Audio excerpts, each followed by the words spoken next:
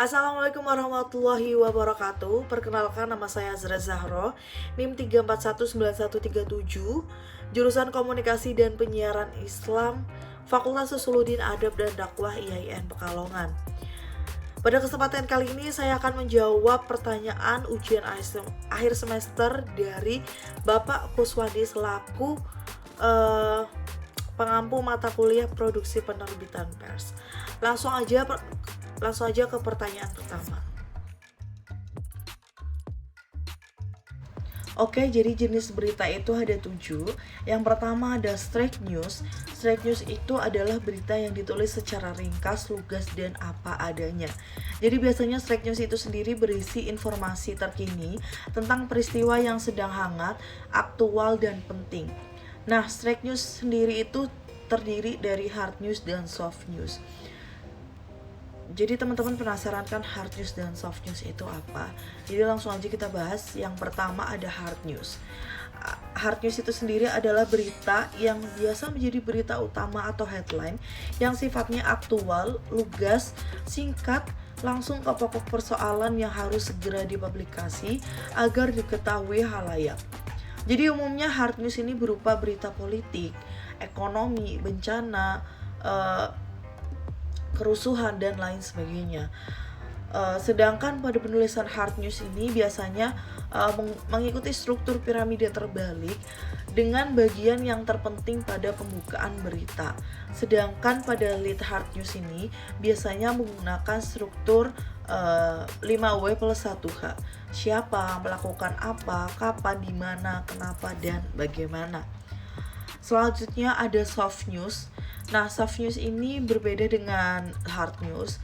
Jadi soft news itu adalah berita ringan yang cenderung menghibur dan laporan peristiwa yang humanis atau manusiawi. Jadi berbeda sekali dengan hard news. Apalagi pada prinsip penulisannya juga, soft news tidak terkait pada struktur piramida terbalik. Jadi pada berita ini yang akan ditonjolkan dalam soft news ini bukan unsur yang seperti hard news, tapi unsur-unsur yang menyentuh perasaan khalayak atau unsur menghiburnya. Jadi berita yang kedua ada interpretative news. Yang interpretative news adalah pengembangan dari straight news yang merupakan berita langsung yang dilengkapi dengan tambahan informasi seperti pendapat atau penelitian. Jadi informasi tambahan tersebut bisa berupa data-data yang terkait, latar belakang peristiwa, atau hasil wawancara dengan pengamat ataupun seorang ahli. Namun pada pengembangan berita interpretative news ini lebih menekankan pada fakta daripada opini itu sendiri. Jenis yang ketiga ada in-depth news. In-depth news atau yang biasa dikenal adalah berita mendalam adalah berita yang menyajikan ulasan mendalam mengenai suatu peristiwa. Jadi berita jenis ini adalah lebih menonjolkan informasi mengenai bagaimana dan mengapa sebuah peristiwa terjadi. Mengapa terjadi, apa penyebabnya, bagaimana prosesnya, bagaimana dampaknya, atau apa yang harus dilakukan untuk kedepannya. Berbeda dengan straight news yang sering kali ringkas. Berita ini lebih panjang sebab mengungkapkan informasi secara lengkap. Biasanya berita ini adalah berita yang dikembangkan dari berita yang sudah ada atau membahas suatu peristiwa atau kejadian dari perspektif tertentu. Jadi fokus dari in-depth news adalah menggali sisi mengapa dan bagaimana sebuah peristiwa terjadi. Dan di dalam in-depth news sendiri biasanya ada opini atau perspektif dari pakar ataupun seorang ahli. Dan tujuannya adalah untuk memberi pencerahan kepada halayak terkait sebuah isu ataupun masalah. Yang keempat ada investigasi news. Investigasi news atau berita investigasi merupakan berita yang ditulis berdasarkan hasil penyelidikan yang secara khusus dilakukan pada suatu peristiwa atau isu ataupun masalah. Jadi berita investigasi biasanya bertujuan untuk membuka tabir, atau untuk membongkar tindakan penyelewengan yang merugikan kepentingan publik, membongkar suatu jaringan kriminalitas, dan lain sebagainya. Investigasi news berupaya untuk mengungkapkan hal-hal tersebut, hal yang tersembunyi di balik suatu kejadian, sehingga seringkali dalam melakukan penelusuran informasi dan penyelidikan untuk berita ini, jurnalis harus bertindak seperti intel dan bisa jadi mempertaruhkan nyawanya. Jenis yang kelima ada opinion news. Opinion news atau berita opini adalah berita yang berisi pendapat atau penilaian tentang suatu peristiwa hangat yang sedang terjadi. Berita ini biasanya bersumber dari pendapat pengamat atau ahli mengenai isu, masalah, atau peristiwa yang sedang diangkat tersebut. Selain pengamat, sumber opini juga dapat diambil dari pendapat yang diutarakan oleh mahasiswa ataupun masyarakat umum.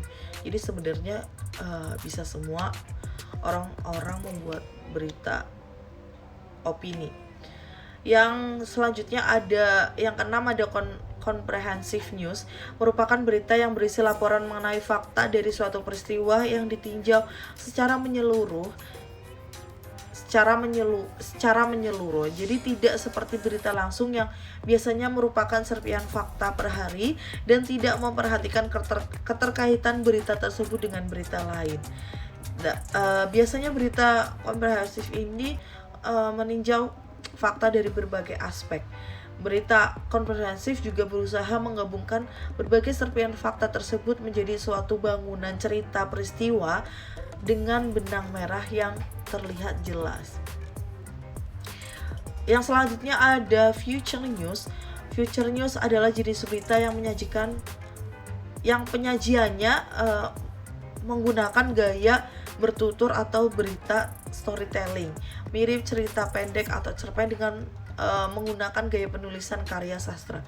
Dan jenis berita future news biasanya menjadi sajian utama majalah atau tabloid mingguan. Terkait teknis dan syarat pendirian pers online. Secara teknis, cara pendirian atau membuat media online meliputi dua hal, desain dan konten.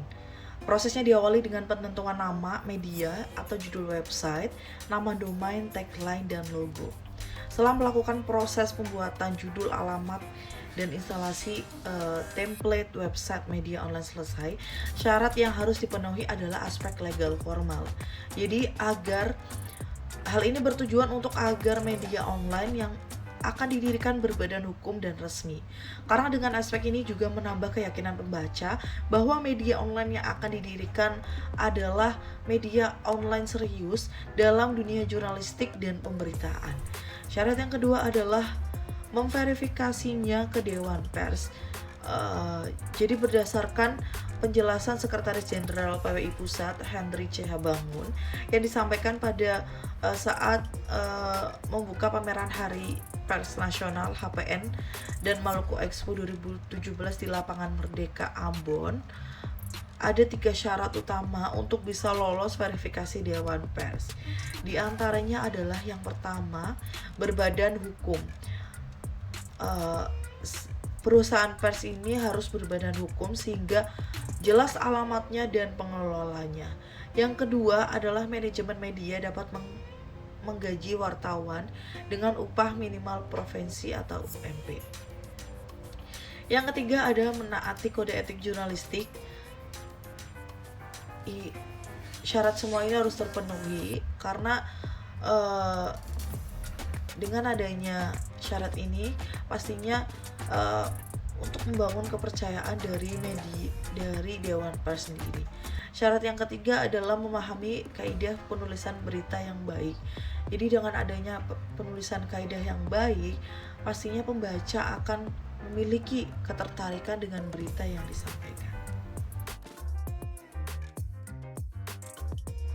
Oke, baik, untuk pertanyaan ketiga adalah caranya adalah dengan memperhatikan syarat-syarat rubrik atau kriteria rubrik.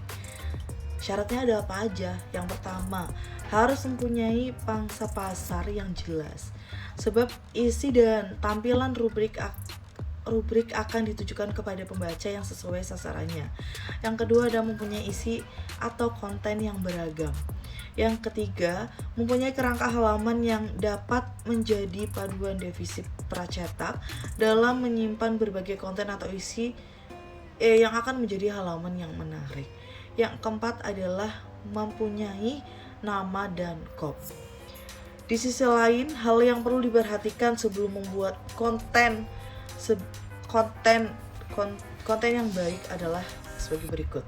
Pertama, perlunya menggandeng industri media untuk mendorong kolaborasi dengan penyedia konten alternatif sehubungan dengan produksi konten. Yang kedua, hal selanjutnya yang perlu dilakukan adalah meninjau kembali peran badan public sector media sebagai pembuat kebijakan, khususnya KPI. Jadi KPI seharusnya memiliki otoritas untuk mengontrol landscape industri media dan bagaimana perusahaan media bekerja. Hal penting lainnya adalah untuk memperbarui media rubrik milik pemerintah seperti TVRI dan RRI. Tanpa adanya lembaga penyiaran publik yang kuat dan berkualitas, maka tidak akan mungkin tercipta suatu ruang publik yang sehat. Selanjutnya yang ketiga adalah urgensi dalam mengatur iklan di media. Dan terakhir, meskipun keprihatinan kita secara khusus mengarah kepada produksi konten. Konvergensi media adalah fenomena yang melibatkan interkoneksi teknologi informasi dan komunikasi, jaringan komputer, dan konten media. Konvergensi media menyatukan 3C, computing, communication, dan konten, yang merupakan konsekuensi langsung dari digitalisasi konten media dan mempopulerkan internet. 5 elemen utama dari konvergensi media adalah teknologi, industri, sosial, tekstual, dan politik.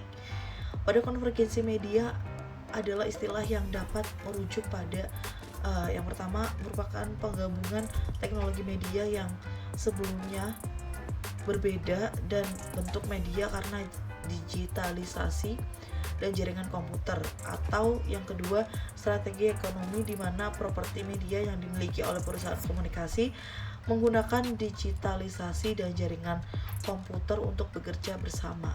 Secara gampang bisa dikatakan bahwa konvergensi media adalah penggabungan atau menyatunya saluran komunikasi massa seperti media cetak, radio, televisi, internet bersama dengan teknologi-teknologi portable dan interaktifnya melalui berbagai platform presentasi digital. Contohnya yang terjadi di Indonesia adalah pada harian Kompas, salah satu surat kabar terbesar di Indonesia. Nah, dan fenomena konvergensi media membuat Kompas mengeluarkan surat kabar digital dengan nama kompas.com, detik.com, bahkan telah mengubah format penerbitnya menjadi format digital. Baik,